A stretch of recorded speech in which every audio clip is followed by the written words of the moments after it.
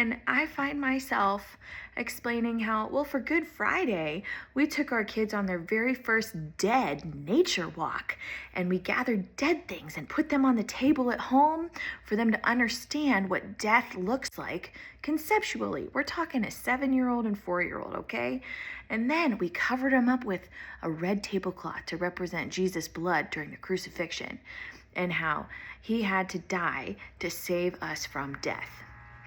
Well, then on Easter Sunday, we're going to replace the red tablecloth with a white one, representing Jesus raising from the grave and new life. And under the white tablecloth, there's going to be a Easter goodies, right?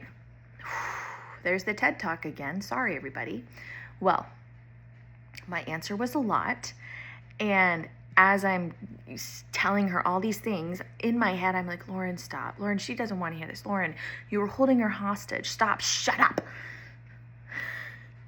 And then the conversation got deeper.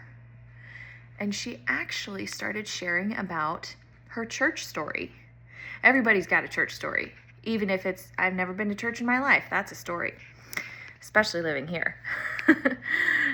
She shared about how she's at this mega church so she's not seen and so she can hide, because every time that she does go, she cries.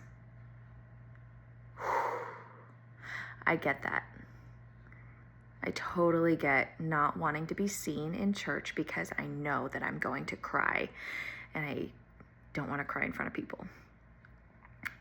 And we start going back and forth about our experiences in church. And I share about how when I started spiritual direction, I went through an inner healing journey and realized that there is belonging that I had not yet discovered, and that I can listen to God's voice in real time and space and have a conversation with him. And that it was that kind of conversation with Jesus that brought me to true freedom with him and in my own life. And as the conversation ended, I realized that suddenly she was not picking up what I was throwing down. It was like I was suddenly speaking a different language. And the words I was saying of belonging, inner healing, spiritual direction, listening to God and hearing him were a different language. Yeah. There was nothing that was understood in that or experienced, a shared experience in that, which I find fascinating.